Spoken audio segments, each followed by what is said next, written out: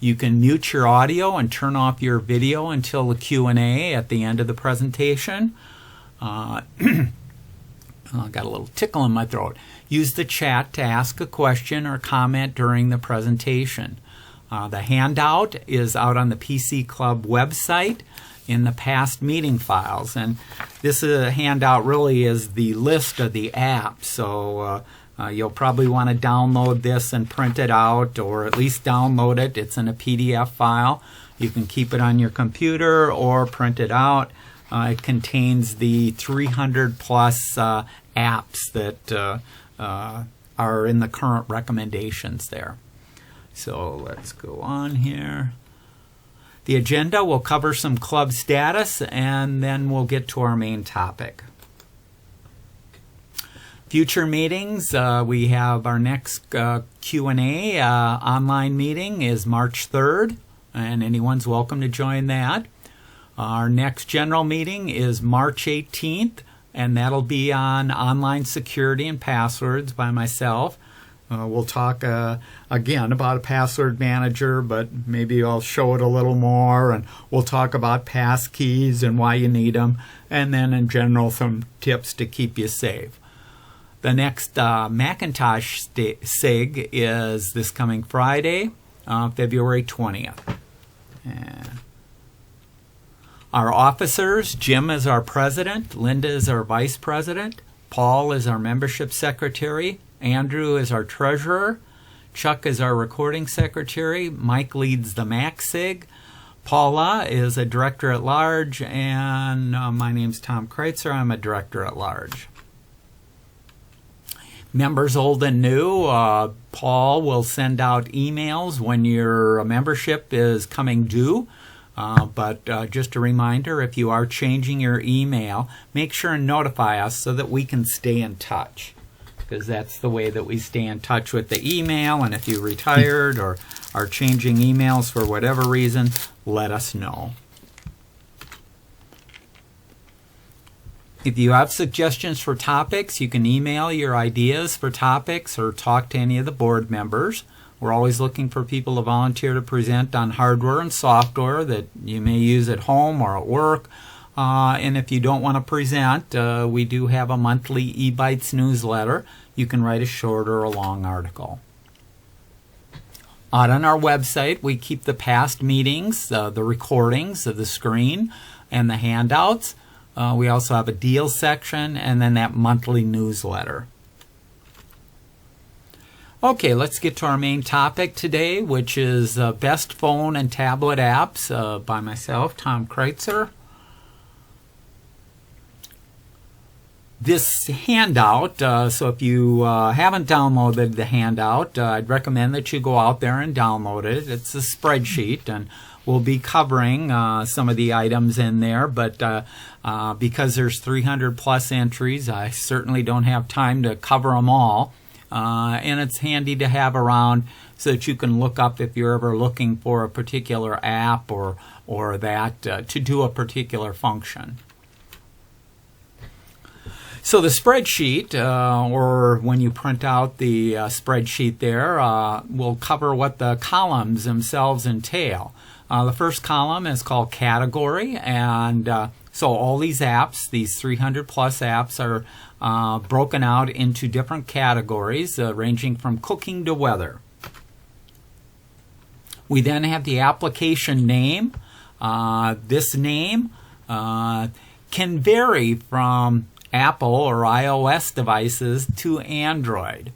And so when you're doing a search for this, be careful what you type in and make sure that you get the right one, because each of these app stores, the Google Play Store or the Apple Play, have in excess of 2 million apps. So you want to make sure that you're typing in the right words and getting the right app.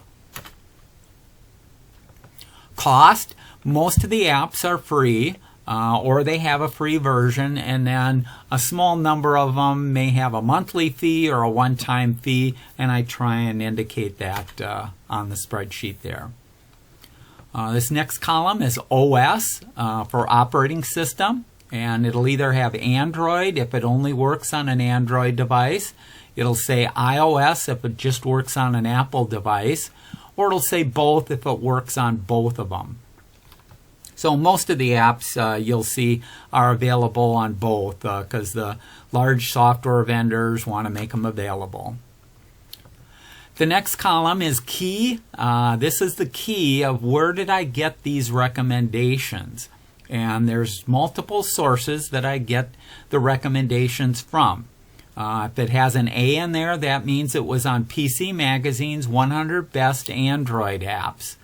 If it has a B in there, it'll be from the PC Magazine 100 Best iPhone Apps.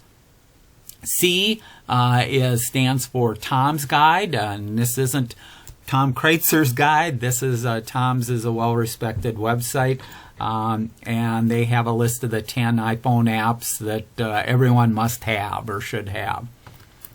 D is from the Google Play Store, and that's the top 50 Android apps.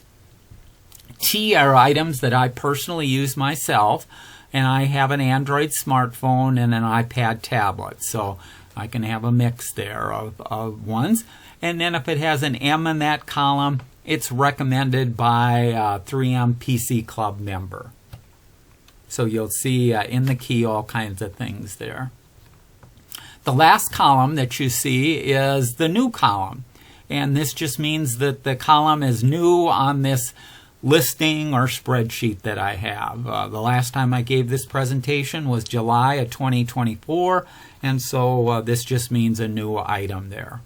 And as an example, you'll see many new items for artificial intelligence that you didn't have them 2 years ago. Okay, where do you get your apps? Well, hopefully you know where to get them, but we'll cover it quickly. The Apple App Store, there's 2 million plus apps out there. The Android, you get it from the Google Play Store. There's 3 million apps out there. And then there's other sources. And I mention here, be very, very careful because sometimes you may get an email that has a link or you're on a website and it says install this. You have to be very, very careful. I'd recommend for most people only to install from the Apple App Store or the Google Play Store. We'll just cover a little bit when you're looking at the App Store or the Play Store. And you can do a search, put in the name, and like I mentioned, put in the name and make sure that you're getting the one that is recommended. And that may have a little different spelling, or the words may be in a different order, or things like that. Make sure that you're getting the right name, because you don't want to get something that you want to get the right app, is what it boils down to. So in this example here, I was searching for CookPad, and this is from the Google Play Store, and it shows me the app here. These are some things that I usually look at right away as I look at the review and the score. How many people have reviewed it? So this is 308,000 reviews there, and the score is 4.6 out of 5 stars. Then I look at the number of installs, and because excuse me, this is keeping track of all installs for popular apps, this number should be in the millions. If this number is only 100 or even 1,000, that indicates around the world there's only 1,000 people that have downloaded it. Well, I'd stay away from apps unless there's a large number of people downloading it and using it. The only reason to have a small number of downloads is if it is a very narrow, very specific app to do a single function, maybe from a single company there. But for most of the general apps that we'll be talking about today, they should have millions of downloads. This is a nice little feature. So I can go out to Google Play on my Windows machine. I can search for apps because it's easier. I have a bigger screen. I can see all the stuff. And then if I want to install it, I just click install, and it asks me what device do I want to install it on, and it will send a message to that device and install it on that device. So this can make it real easy to search for apps and then install it when you're ready to use it. This section shows you images, usually screen images or a video of what the app itself does. So before you download it and spend some time, you may want to look at the screens and see what it does. It'll also list on here similar apps that you can download and check out. If you scroll down further in the page, there's more information. And the About will go into a little more detail on what it is, so you can look that over. This is an important field here for the app, is when was it last updated?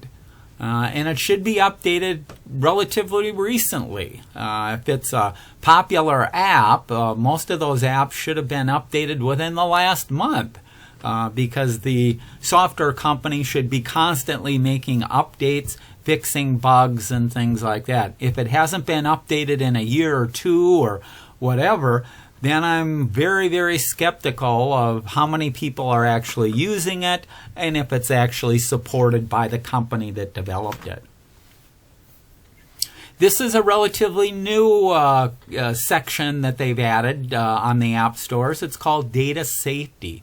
This tells you what data the app itself may be collecting. If it needs access to your camera or to your contacts and what it's doing, this is going to list some of the things there. So I'd recommend taking a look at this, again, before you download an app and before you do things. Now, this is where the detail of the ratings and reviews. So you can read the individual reviews. You can look at the number that rated at 5 stars as opposed to 1 star, that kind of a thing. You can take a look there. Okay, before you start installing new apps, I recommend that you go out and delete old apps. We all have apps that we maybe installed a month ago or a year ago and aren't using. Before you start adding new stuff and slowing down your phone or causing other problems, it's best to uninstall the apps that you aren't using. So just take a quick look through there, and if you see names that you're no longer using or you don't know what they do, in most cases, uninstall it. The other thing is a number of the apps, you can use your browser on your phone or tablet or that and not download an app at all. So in some cases, if you're tight on space or you're not going to use it that frequently, or if the features that you want are all included in the web browser version, just use it through your web browser and you don't have to download an app at all. Okay, the format of this meeting. We're going to move quickly. We've got a lot of stuff to cover. I'm not going to cover all 300, but I'll pick and choose some in between there. Hold your question and comments until the end. I mentioned unless it's a quick one, well, because of the online only, let's hold them till the end. Okay, let's take a closer look at the list. And let me do this. So the list I mentioned is a spreadsheet, and that's what is printed out on the handout. These are our columns again in our information. Let me go back up to the top here. So we go from cooking to weather. I've just highlighted a few here and there that we can take a look at and see. This is one, tip and split. This is for calculating tips. It's free. It's available on both. The only one who recommends it is T. So this wasn't recommended by PC Magazine. It was only myself. I find this one very handy. And let's go out to the Google Play Store and let's take a look there. Let me get, where am I here? So this is the Google Play Store. You can either do a Google search, or if you're at your Gmail and you go up to the corner, you can see it that way. Let me do this. So if I click on the arrows here, you'll see these are all the Google services, and Google Play is in here. So this is a quick way to get to a number of the Google services there. So this is Google Play. Tip and split. Let's take a look there. Tip and split. Let's pull it up. Yep. This looks like the one I recommended there. Let's look at the detail. We can see that it's been downloaded over 1 million times. 4-star average review.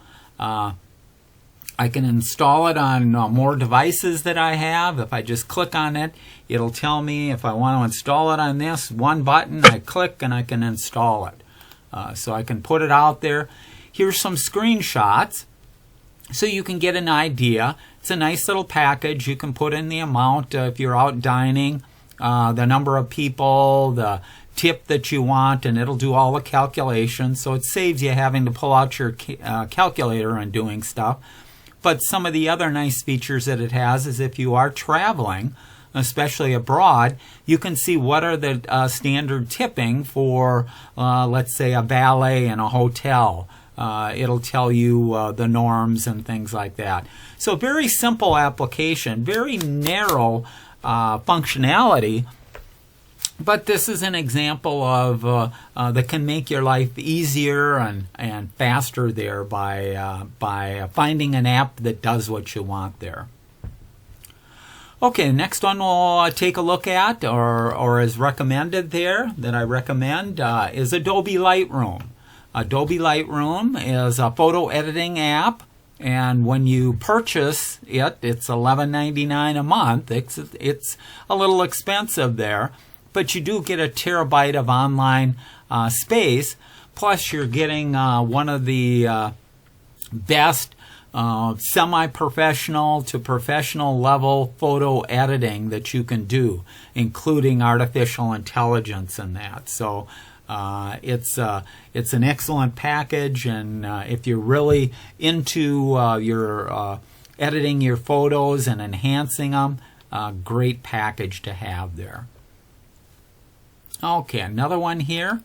If you don't want to spend a lot of money, but you do want to manage your photos and you want to edit, do some editing and stuff like that, the online that I recommend is Google Photos. You can view, edit, and back up your photos. It's free. Now you get 15 gigabytes of space out on Google to store your photos, but you can share your photos, you can edit, and you'll see in this key here, A and T, well, I recommend it, and PC Magazine recommends it as one of their top ones. Okay, next one here, also from Google. It's called Google Photo Scan. It lets you use your phone's camera to scan either photographs or documents that you want to put into a picture.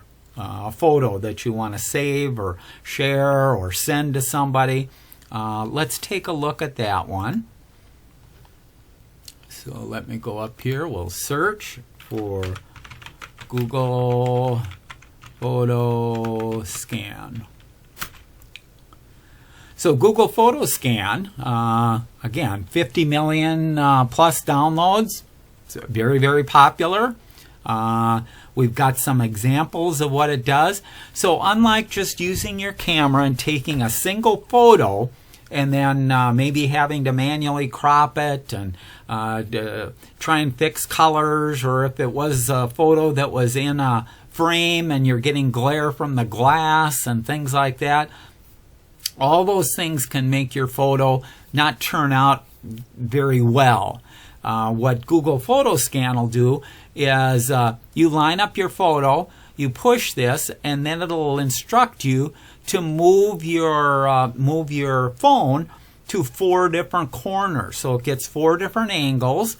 It stitches all that information together, gets rid of glare on the glass, automatically crops the picture or document that you have. So it does all these things. So it's a nice little package, free, and like I say, for documents, for photos and frames, if you see something up on a wall that you want to take a nice picture of, this is the package that lets you do it. Okay, let's go to the next one here. Another photography one. This one's called Reimagine.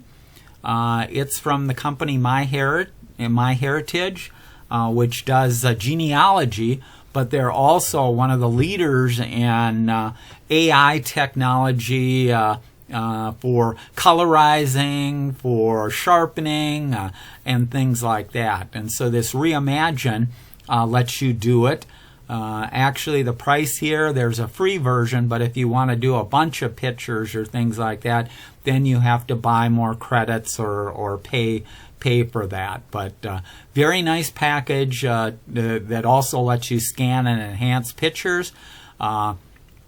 If you had a notebook full of pictures, a old photo book from 1920, and it had 6 pictures on a page, you can take a picture and it'll separate out those 6 pictures into individual photos. So very powerful, especially if you're looking to accumulate your photos and digitize them. Okay, the next one in the education category here is Khan Academy. This offers free classes. The classes cover topics everywhere from like a preschool class to a postgraduate class, so thousands of classes. This endeavor was funded by Bill Gates and Warren Buffett and other wealthy people to make these college-level courses. These are professional courses that are all free. So if you want to learn, let's say you've got a son or a daughter who's in algebra and you don't quite remember algebra, take the algebra course and start learning again. Or if you want to get into a new area that you haven't been before, you can take classes. Or even if you just want to learn about a particular, if you want to learn about health, or you want to learn about artificial intelligence, or whatever, Khan Academy is the best online teaching there. Okay, another one kind of in that category too, TED. And so TED, hopefully you've heard of TED conferences. These are tech talks. Well, and I shouldn't really say tech because they do cover a wide range of topics. They're usually short, maybe 20 minutes or less for most of them. And so if you're interested in a topic or that, I'd highly recommend this for getting information about the topic, and you have well-known speakers that are speaking one-on-one to educate you there. So it's kind of a nice thing. Okay, the next one I'm recommending here is the CW. So the CW, you can stream TV channels like Channel 23. I use it to watch the Live Golf. But almost all the TV stations have free, or in some cases a paid level to get certain content.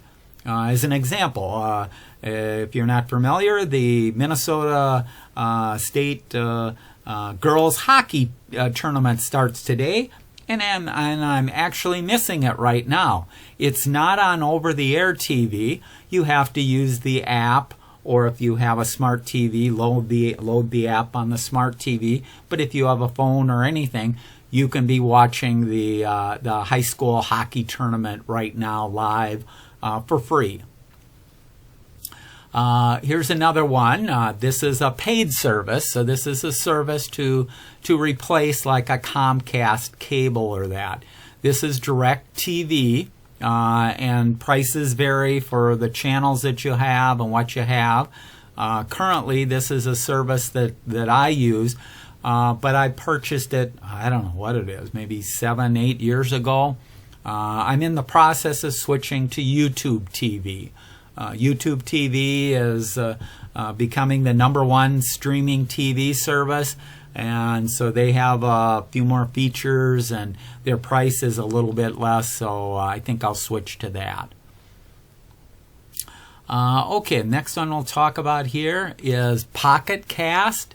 Pocket Cast, I use it for listening to podcasts. They have a free level, and that gives me all the features that I need. But it has nice features where it'll add to my playlist automatically. I can pick which podcasts I want it to add automatically. Also, I have the podcast downloaded when I'm connected to Wi-Fi, so it's not using up any of my data. I don't have unlimited data. Surprise, surprise. I don't have unlimited data, so I download over Wi-Fi and listen to my podcasts as I'm out walking and doing other activities there. Okay, another one I recommend in the entertainment category is TV Guide. Now, you'll probably say, well, you're just an old boomer or old... I am an old boomer, but TV Guide, if you're looking at what's on live TV, is your best guide that you can find. It'll tell you whether it's a repeat or when it was originally broadcast. You have all these nice options. And on a tablet, I usually use my iPad tablet. The format that it has is very nice. I can sit there on my couch. I can see exactly what's on. And I usually go through that at least once a day to figure out if there's something that I want to record.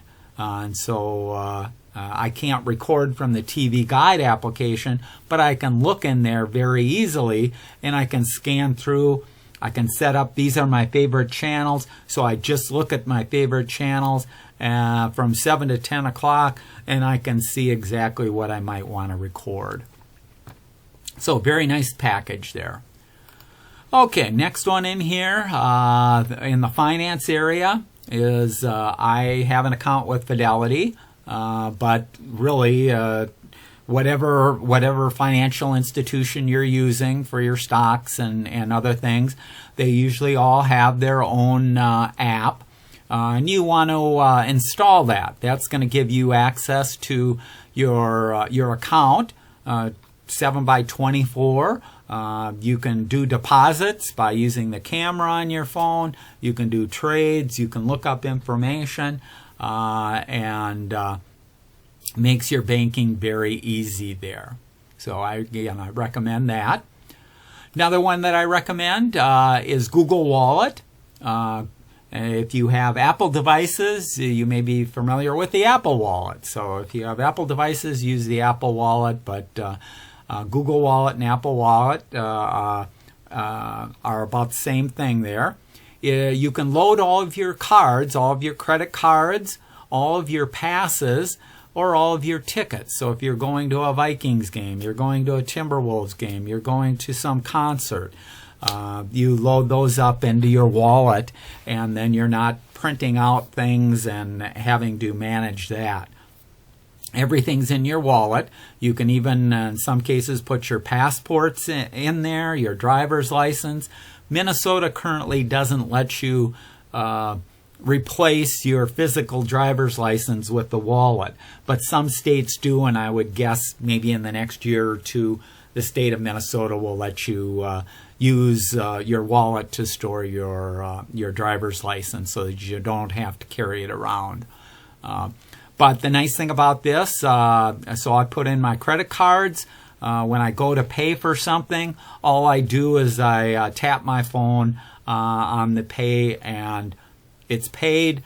It's paid using a credit card number, which is a one-time use credit card number. So if there's any kind of data breach or anything there, there's nothing that a hacker or a scammer or a data breach will get any of my numbers or be able to do anything there. So it's very safe and secure.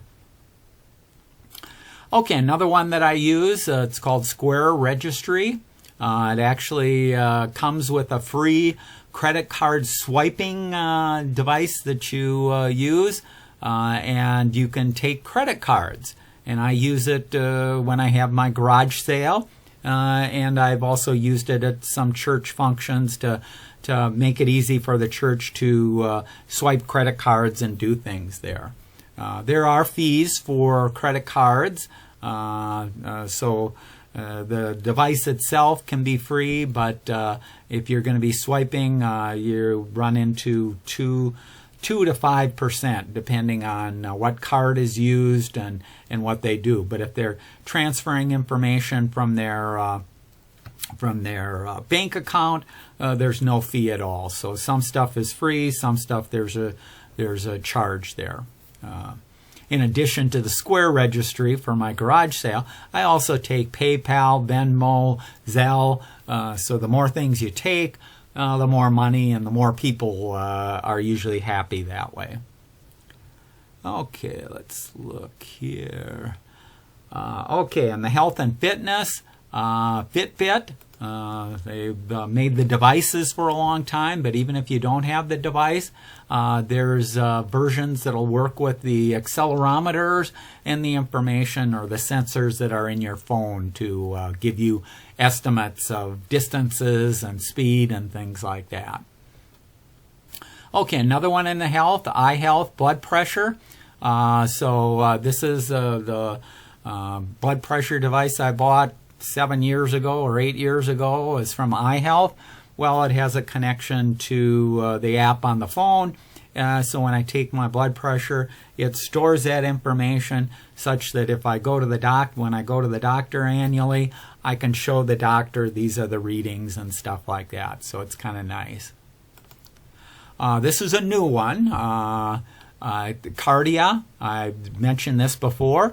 I went to the doctor last year, and the doctor said I had AFib, and I got that taken care of. I'm still living, obviously. Got that taken care of, but this is a little device. There's a device to do an EKG, a graph of your heart rate, and it'll tell you if you're in AFib or not. So this is an example of if you do have any kind of condition, and I know other people that are diabetics and they have diabetic apps and functions there. So lots of apps and lots of things out there to make your life easier. Okay, this is another one from the health and fitness, Map My Run. Even though it's called Map My Run, it works for walking, biking, running. It'll keep track, uses GPS, keeps track of the route and your times, and you can publish it if you want, or you can store it and say, oh, this is your best time that you've done this particular route. So lots of nice things there. Okay, another one that's new this year, I think I demoed in the November meeting. It's called Sueer. This is a camera, visual ear cleaning endoscope. I don't use it as an endoscope to clean my ears, but I couldn't help myself buying this because I do like to look inside things. And this is a very, very small camera with a light and interfaces with your phone with the app. And on sale, you can find them as cheap as $6. So how can you pass up an endoscope with a camera for $6? Okay, health and fitness. You don't just want to do a Google search or AI unless you know that it's a well-respected website or function, and the highest rated one is WebMD. So you want to use the app there and not just do put in your symptoms and let Google guess what you have there. Okay, next one here in the news, Pioneer Press e-edition. My father still is alive and still likes to read the newspaper, but with his subscription, we also get the e-edition. And the e-edition is actually pretty useful. I use it because I can get it free of charge because he has a subscription there. And to read, whether it's the daily newspaper or the Sunday paper, it makes it nice there. Okay, this is another one here in productivity. It's called Adobe Scan. It's a PDF scanner. So kind of like that we talked earlier about photos, capturing them or digitizing them. This is to digitize either magazine articles or some type of paper output.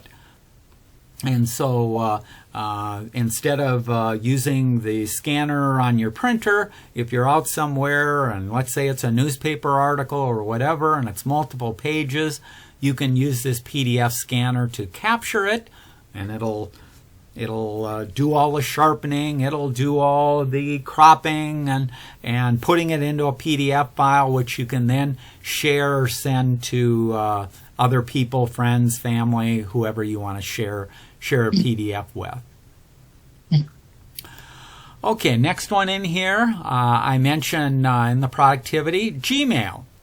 And depending on the phone that you buy, you may be getting another email app other than Google Gmail.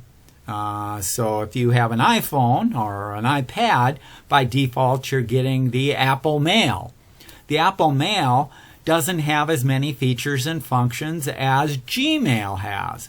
So if you have a Gmail account, I'd recommend that you use Gmail, the Gmail email application, because you have more features and functions, and if you have multiple devices, you can use Gmail on Android devices, on Apple devices, on Windows, on a Macintosh, on an iPhone. You name it, you can use it on all the different devices there. Okay, another one in that same category would be calendars and contacts. Again, if your system of record for your calendar is the Google Calendar, and I recommend that. If you've seen my presentations before, I recommend you pick one system of record for your calendar and then use the app that is for that calendar.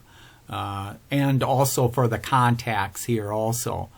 Because you'll get the maximum features and functionality, and you'll have that consistency from platform to platform.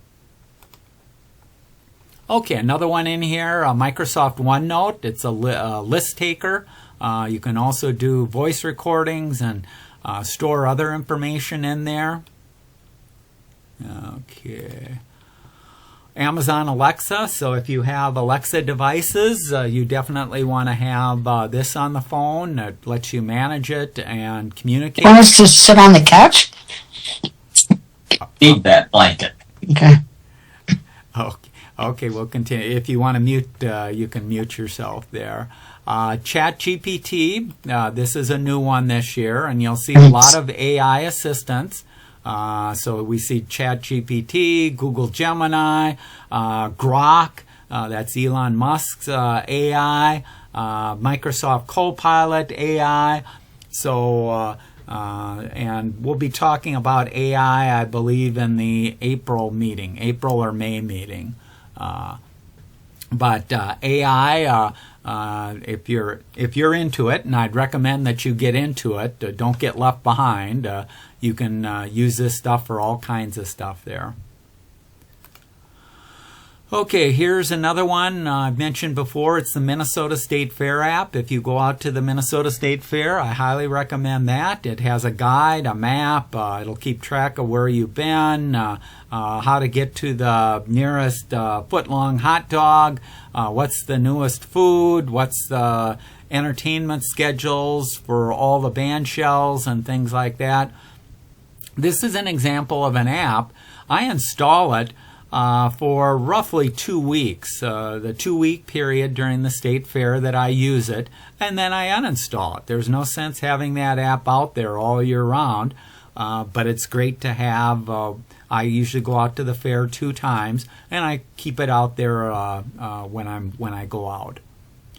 Okay, let's see. Oh, okay. Password managers. You probably getting sick of me mentioning again and again. Everybody needs a password manager, and Bitwarden is the one that I recommend. We'll be talking a little bit about that again, I believe, in the March meeting. That'll be on security, and we'll talk about passwords and pass keys and other things there. This I mentioned, Central Minneapolis. Central has it's a restaurant, and they have one in Highland Park where I live. If you haven't been to a Central, you go in, there is no waiters or waitresses that take your order. You have to use your phone or a tablet that they have to place your order and to pay for your order and that. And it very quick, very efficient, but just an example of, depending on the restaurants that you go to, download and use the apps for that. Here's another one in the shopping area, although I didn't really have a better category to stick it in. This is from State Farm. It's called the Drive Safe and Save app. This is a combination of a small device that goes in your vehicle, and then connects to your smartphone. It keeps track of when you drive, how fast you drive, how well you do right turns, left turns, how fast you accelerate, how fast you stop. It keeps track of all those and will grade you. Based on that grade, you can get a tremendous saving on your insurance, car insurance, and plus I look at it as a little game there too. I want to get A's, so it teaches me not to speed if I don't have to, and to take my left turn in a 90-degree manner to get a higher score there. So can be a nice little thing there. Let's see. Oh, I'm just mentioning here Instagram, social imaging sharing. It's a better site than putting your stuff out on Facebook. If all you've done is shared photos and things like that on Facebook, you may want to consider using Instagram as a platform there. I mentioned on here TikTok is good for sharing your videos, so that's a good platform there. My dad is in a senior living facility. They have an app called Wellzesta Life, and that he can see what the food is, what the events are, what the activities are. You can sign up for stuff. You can ask for service. Lots of different features and functionality there. Travel, Google Images, nice little deal there. If you want to use your printer on your smartphone or tablets or things like that, you're usually going to have to install an app there. So if you have a Canon printer, there's Canon Print Services. If you have HP, there's a HP, I forgot what, HP Smart Service, something like that. You have to install that if you want to use the Wi-Fi printing and things like that. You can't just expect it to automatically connect, and because of security and things like that, you have to install the apps, have to register the stuff, have to get it set up. Browser, a Chrome browser I mentioned here, Microsoft Edge browser, both those are available on all devices, whether it's Apple devices or Android devices. And then if you're sharing your bookmarks and your searches and stuff like that, it makes it seamless to go from one device to another with your bookmarks and past history and things like that. So it's kind of nice there. This I mentioned, Ting. This is a free device that I got from State Farm. Plugs into a wall outlet, and it monitors your home voltage. And it'll tell you if the power ever goes out. It'll tell you that. It'll tell you the voltage spikes or if it goes down too low. These are important, or can be important, if you for your electronic devices, because the harsher your voltage changing up and down and that, the lifespan of your electronic devices greatly diminishes there. So this will give you a warning or that you might want to put a conditioner or other things on the house to prevent spikes from coming into the house. In my particular case, years ago, Excel had a program to put in a whole house surge protector out on the meter, and that protects. But this is good insurance to also see what's going on. I mentioned before I have Wise cameras and notifications of people and stuff like that with the camera. So it's a nice little app I can pull up at any time and keep track of things there. Okay, I went through those pretty fast, I know. Let's open it up for questions.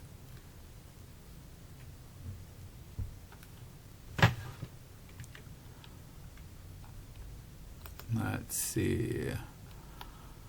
Okay, there was a question in the chat on, or let me first do this. I'm going to stop my share here, and then I'm going to turn my video on.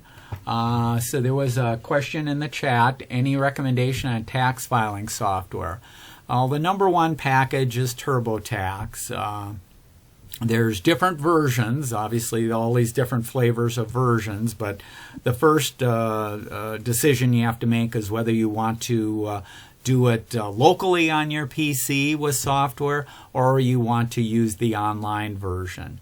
I mentioned that I'm currently doing it locally, and the main reason I'm doing it locally is over Black Friday, after Thanksgiving last year, I purchased my version from Amazon, and that the version of Amazon that was discounted on Black Friday was the local version. There's virtually no difference between the online and the local versions. It's just a matter of what version you purchase. The local version, one of the drawbacks of the local version, personally myself, if the same price would have been available for the online version, I would have done the online version. I got the state. I could file 6 state electronically. I got Minnesota forms and 1 Minnesota filing. And I believe I paid $30 or $35 on Black Friday of last year. Now, if you wanted to buy the online or if you go into Costco or stuff like that, I believe that level of package probably sells for $60 or so now. So there's different versions there, but TurboTax tends to be the number one there. There are other ones that do a Google search on PC Magazine tax recommendations, and they have, I think they broke it down to 5 different categories. If you wanted the best free one, there are totally free versions out there. And then there's low-cost ones if you are going to electronically file, or are you going to print it out. Some of the cheaper ones do not connect to your bank to download the information and things like that. So it's all a matter of what forms you need and what functions you want within there. Okay. And Mitch mentions I like DuckDuckGo browser. They all provide private access to AI at DuckAI. It's a case of Well, we'll talk a little bit more about AI in the presentation, because certainly if you are going to use some of this stuff, you should be aware of where your data is going and what data you put out there. So they've always said don't put anything out there that you wouldn't want said in a public area. Steve asks, can I use Google Photos to edit but not back up and store the photos? Google Photos, yes. So Google Photos, the app, you can install it on your Android device or on your iPhone device, and you can turn off the backup or the sync up to the cloud, up to the Google Cloud, because that's where it's going to back up or sync the stuff. So you do have functionality there. Now, again, if you turn it off, you should have another mechanism, or if you're going to, we've talked before about photos, if you have to have a strategy for your photos. Where are they going to be backed up? Where are they going to be shared with other people, friends and family? Google can work to do that, but if you have all Apple devices, then I'd say use the Apple Cloud and use its services. If you're a semi-professional, use Adobe Lightroom. You get a terabyte of space to store it. If you have Microsoft Office 365, you get a terabyte of space. You can put your photos up on the Microsoft Cloud. So depending on what other service and where you might have some of your other files, you'll put it up there. Oh, the other one I forgot to mention is if you have an Amazon Prime membership, you can upload an unlimited number of photos up to Amazon Prime for free and share them and control them that way. So Really? which one works for you is dependent on a lot of different variables there. Okay, I can see, or I guess you can't see, I'm not sharing my desktop, but I do have an icon on my Windows for Amazon Photos because my brother, we're in the process of moving his photos and getting it all set up on Amazon Photos. So Amazon Photos, like Google Photos or Apple Photos, you can sync and you can back up and you can share, you can edit. So they all have kind of similar features and functions. Some of them just have a few more capabilities there. Okay, other questions, comments? I have a Bitwarden question. Sure. I haven't used it a whole lot, but I tried to do a backup on my laptop, and I have a mixture of files. Some are in the OneDrive and some are on my hard drive. And so as I was backing up, it did not like and did not back up any of the cloud files, but it backed up the stuff on my laptop. So I'm wondering, I was expecting it to back up both, but it didn't do that. What's the best way to back up stuff that's on the cloud? It depends on what cloud you're on and what features and functions that cloud has. As an example, let's say you had your stuff out on Google. Google has a service, it's a free service called Takeout. You can even schedule when you want the stuff taken, backed up. All you can pick from, I think it's currently at, what is it, up to 78 different sources of data that Google has up in the cloud. You may not use all of them, but if you use Google Photos and you have Google Calendar and Google Contacts and Google Email and things like that, you pick which services you want to back up.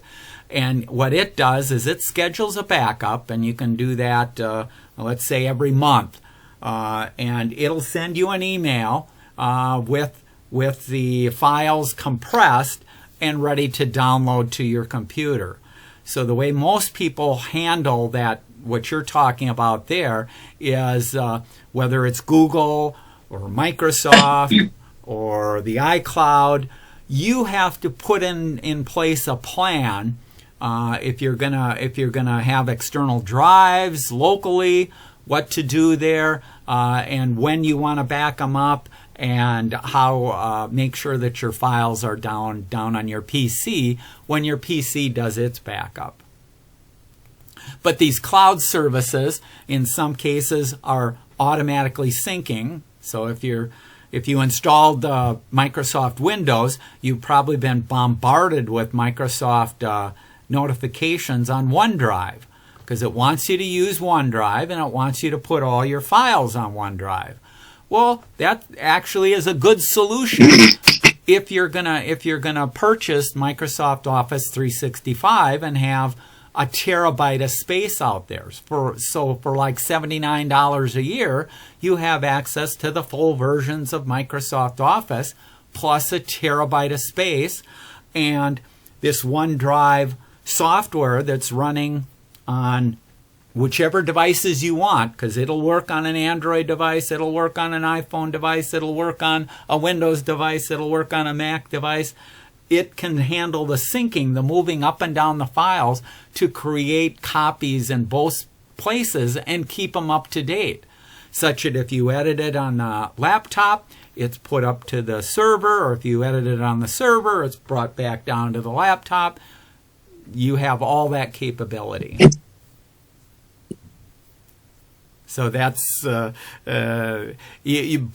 but ultimately the backup and when it's done and how it's done, it's best for you to sit down and figure out what do you feel comfortable with, and where should you have it.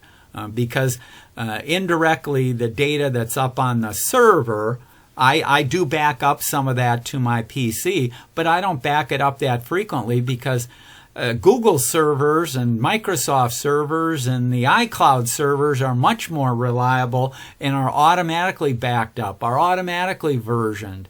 I can get a version of a file that I have in Google Docs. I can go back 2 years ago and get an old version, and that's available for me anytime I want. So you have to kind of figure out what you're trying to accomplish, and there's tools and there's procedures to do that. Okay. Let's see. Steve asked, do you load your credit and debit card into Bitwarden? And if so, do you use them? How do you use them from Bitwarden? Yes, most password managers, and that includes like Apple Passwords. Apple Passwords isn't bad, but Apple Passwords has a third of the functions that Bitwarden has. That's why I recommend Bitwarden. But you can put your credit cards into Bitwarden, and when I'm at a website, if I wanted to fill in the fields, account number, the expiration date, the code, the name, stuff like that, all I do is I can open up in my browser. If I'm in my browser on a website, I have an extension. Bitwarden has an extension. I just open that up and I say fill, and it instantly auto-fills the screen there with the credit card. I pick which credit card I want, and it fills it in with that information. Also, Bitwarden has a piece of software like on Windows, so you can open it up that way, and then some people will just copy and paste from one field to another field. That's a little harder to do, but it's certainly easier than typing everything in and trying to get it. But it depends on the platform, device that you have, and what software you've loaded. So if you have an Android device or an iPhone device, again, there's two different ways to go about that. One is with the app for Bitwarden, and then another one usually is with a plug-in to whatever browser. That's why you want to use a browser that's supported.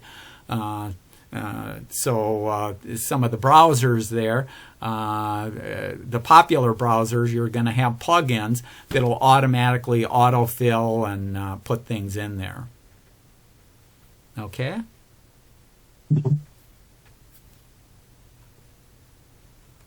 And that's kind of also true of, and I'll talk more about that probably in March there with the security and the password managers. That's also a case of if you're using a password manager like a Bitwarden or Apple Passwords, you can it'll automatically detect new logins or where there's sites that you're going out to that you don't have a login for. It'll ask if you want to save it. So it'll pick up quite a number of those, but it doesn't pick up all of them because some sites don't use common terminology and the way that they get the account and password is strange. So for those sites, usually what you have to do is you have to manually add an entry to a Bitwarden or to a password manager. So just like creating a new document, you say, I'm going to create a new login. Here's the site. Here's the account. Here's the password. Here's other information that I want to store there. So you can put all that stuff into your password manager to make it your one-stop shop for all your password information there. Okay? Other questions, comments?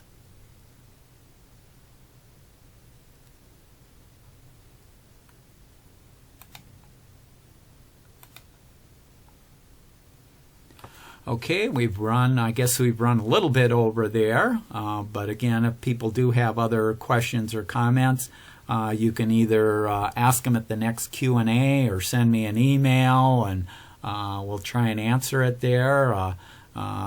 But by all means, go through, print out the list. I highly recommend that you print this out, and that way if you're ever looking for something to try and you have a little bit of free time, whether it's on your phone or that, try some of the apps there. They can make your life more productive there because there's literally everything under the sun, and I just scratched the surface with 300. Well, there's 2 million to 3 million apps out there. So there's apps to do everything under the sun. Plants, identifying plants, identifying birds, keeping track of anything under the sun. There's apps to help you do that. So hopefully you'll search for some of these things, and searching for it on the phone, because the phone's so small, that's why I prefer to do it in Windows and a browser and a big screen, and I can see more of the videos that they may have on how to use it or what it does, the screens, and the information there. Okay? Okay, well, thanks for joining today, and we'll see you at the next Q&A or the next meeting in March there. Thanks. Thanks, Tom. Yeah, bye.